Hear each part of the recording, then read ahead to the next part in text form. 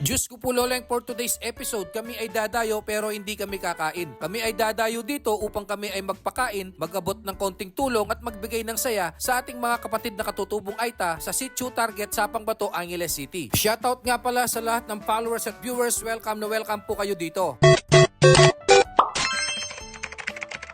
Sa pagpunta ko kina Ka-Solid Vlogs, ako ay naligaw pa. Buti na lang at may nakakilala sa atin at isa daw siya sa mga followers natin. At itinuro ang bahay nila Ka-Solid Vlogs. Kaya naman maraming salamat sa iyo ate at shoutout sa iyo. Sa madaling salita, agad ko ring nahanap ang bahay nila Ka-Solid Vlogs at naabutan ko pa itong nagluluto pa ito ng panibagong menu. Ito ay isang mixed vegetables na kung saan ay kasama ito sa bento box. At hindi lang yan, dahil tapos na siyang magluto ng chicken fillet, masarap na kanin at syempre ang panghimagas na pakwan na binili pa sa Pangpang Market. Habang pinagtutulungan naming inihahanda ang mga pagkain na ipamimigay sa mga kapatid nating katutubong Aita, ay shoutout ko muna lahat ng mga sponsors at tumulong sa first feeding program ni Boss Ka-Solid Vlogs. Sina Ma'am Nila Pineda, Jasmine Laksamana, Ron Franco, Kagawad, Archie Patawaran ng Pampang, RJ Cabrera, JM Basilio, Saint Lusada, Jericho Franco, Kay Pineda at Ram Pineda. Dahil busy si Ka-Solid Vlogs sa pagbabox ng mga pagkain, ay nagkulangan ang mixed vegetable na kanyang unang niluto, kaya naman ako ay nakialam na at ako na ang nagluto ng pangalawang batch ng mixed vegetable. Sa murang edad ng mga batang ito ay alam na ang tunay na kahulugan ng salitang pagtulong. Kaya naman maraming salamat sa inyo. Nawa sana kayo ay magsilbing inspirasyon sa ibang mga bata. Fast forward na tayo mga kaloleng, sa pagbaybay namin ng daan ay agad tayong nakarating ng Barangay Margot at ng Barangay Sapang Bato, na kung saan tayo ay maghahatid ng saya, magbibigay ng tulong sa mga kapatid nating katutubong Aita ng Sitio Target, Sapang Bato, Angeles City. Tulad ng ganitong proyekto mga kaloleng, ito ay nakakapagod at nakakagutom. Pero nung masilayan ko na ang ating mga kapatid na katutubong Aita, na makita silang masaya dahil gusto nila kaming makita, ang lahat ng aking inaing ay napalitan ng tuwa, galak at laking pasasalamat sa kanila dahil tinanggap nila kami ng mainit mga kaloleng. At higit sa lahat mga kaloleng, sila ay nasa maayos na kalagayan at sila ay namumuhay ng tahimik at payapa. Kung kaya namin ay mas kaya ninyo mga kaloleng. Kaya kung gusto mong mag-abot ng tulong sa kanila, ay wag po kayong magatubiling mag-message sa akin. Maraming salamat. Ang pagbibigay po ng tulong at kasiyahan ay wala po yan sa oras at panahon. Basta ito ay taos sa iyong puso, kaya mo, at higit sa lahat ay masaya mo itong gagawin, anumang oras at panahon ay pwede ka pong tumulong. Hindi ko lubos maisip na ako ay naghahatid na ng saya at nag-aabot na ng tulong sa mas nangangailangan na dati ko lang itong pinapanood sa mga sikat na vlogger. Ito ay napakasarap pala. Meron din silang tinatagong talento ang mga kapatid nating katutubong Aita na napakagaling sumayaw mga kaloleng. Pagkatapos magpamalas ng talento ang mga kapatid nating katutubo, ay agad na rin naming ipinamigay ang mga pagkain aming dala. Bali ang mga bata dito ay nasa mahigit 200 lamang. Pero kami ay naghanda na ng 300 packs na pagkain. Maraming salamat sa pagiging generous ni Ka-Solid Vlogs at sa lahat ng mga nag-sponsors dito. Maraming salamat din na ako ay naging parte ng programang ito ng Team Ka-Solid. Kaya kung umabot ka pa sa part ng bidyong ito, ay maaari ka bang mag-comment kung taga saan ka, para naman alam ko kung hanggang saan napadpad ang bidyong ito. At kung gusto mong lagi kang updated sa mga videos na i-upload ko, ay huwag mong kalimutan ang mag-like, mag-follow at mag-shares ng aking mga videos. At kung ikaw ay nakakaluwag, ay mag-subscribe ka na rin. Ang paghahatid po ng saya at tulong ay wala po yan sa ganda o laki ng halaga. Basta ito ay magampanan mo ng masaya at maluwag sa iyong dibdib, ito ay ayos na. Kaya naman isang malalang hey muna dyan para naman tayo ay sumaya. Hey!